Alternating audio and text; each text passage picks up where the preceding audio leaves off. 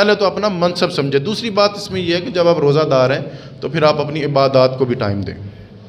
خصوصی طور پہ مجھے وہ بچہ مجھے نظر نہیں آ رہا، تو وہ مجھے رات کو کہہ رہا تھا جی کہ وہ جب پہلا رمضان تھا تو تراویح کے لیے آخر تک لوگ کھڑے تھے، تو 8 ہوتی گئی ہیں تو 3 صفحہ رہ گئی ہیں.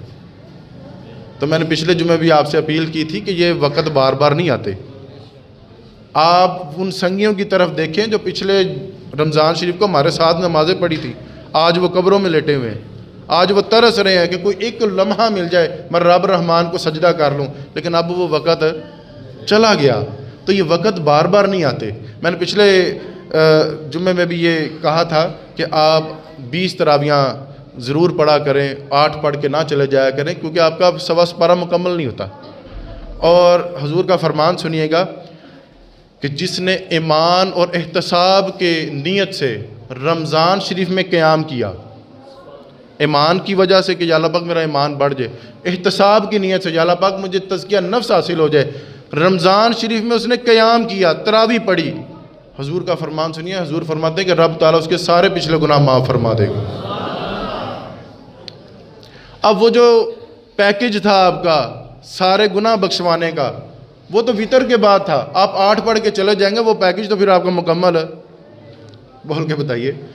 پھر وہ جو آپ نے پیکج لگایا تھا، وہ جو آخر میں جو آپ کو جزا ملنی تھی، آپ پھر وہ وہیں پہ چھوڑ کے آپ چلے گئے. یار سادہ سی بات ہے، 4-5 معزز لوگ بیٹھے ہوں اور چند اور افراد بھی بیٹھے ہوں اور بڑی خوبصورت بات ہو رہی ہو، تو بیچ میں سے ایک بندہ اٹھے منہ بنا کے چلا جائے، تو یہ کام اس نے ٹھیک کیا؟ بول کے بتائیے. وہ کہیں گے یار عجیب بندہ ہے، ہم تو رب رسول کی باتیں کر رہے تھے، یہ اس کو کیا دل میں آئی؟ تو یہ ویسے بھی یہ بے ادبی آتی ہے، بے ادبی میں شمار ہوتا ہے. تو اب یوں اٹھ کے چلے جائیں گے تو یہ اچھی بات ہے؟ تو میں آج بھی آپ کو اپیل کرتا ہوں کہ یہ سعادتیں بار بار نہیں آتی ہیں. آپ 20 رکعت نماز مکمل کیا کریں تراویح کے لیے. اور دوسری آپ سنیے مشکات شریف کی حدیث. حضور فرمانے لگے رمضان اور قرآن دونوں قیامت میں آپ کی شفاعت کریں گے. اس وقت جب آپ کی کوئی سفارش بھی نہیں کرے گا، رمضان اور قرآن رب تعالیٰ کے آگے آپ کی سفارش کریں گے. رمضان کہے گا یا باری تعالیٰ مالک میں نے سے کھانے پینے سے روکے رکھا، 13 گھنٹے 16 گھنٹے یہ بھوکا رہا پیاسا رہا، تو یا اللہ پاک اس کو معاف فرما دینا. تو رب تعالیٰ اس کی شفاعت قبول کرے گا. پھر جو آپ نے تراویحاں پڑھی ہوں گی نا، جو تراویح میں آپ نے قرآن پڑھا تھا، وہ اٹھے گا کہے گا مالک میں نے اسے نا رات کی نیند سے روکے رکھا، یہ ساری رات تیری تراویحاں پڑھتا رہا، قرآن سنتا رہا، تو یا اللہ پاک اس کو معاف فرما دینا.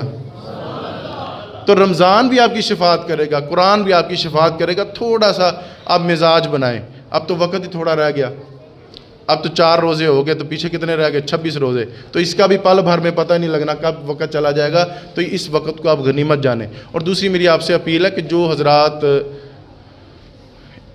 2 تراویحاں ایک مسجد میں پڑھی 2 دن، پھر 2 دن کسی اور مسجد میں چلے گئے، 3 دن چھٹی کر لی، 5ویں دن پھر کسی اور مسجد میں چلے گئے، تو ایسا نہ کریں، ایسے سستی آئے گی. ایک قاری صاحب نے جو اپنا سبق متعین کیا ہوتا ہے نا، آج میں نے اتنا سوا سپارہ سنانا ہے، 1.5 سپارہ سنانا ہے، تو پھر دوسری مسجد میں اگر آپ 1 سپارہ سنائیں گے تو وہ ربط ٹوٹ جائے گا. اور دوسرا اس میں ہمارے علماء فرماتے ہیں اس میں آپ کی سستی آئے گی.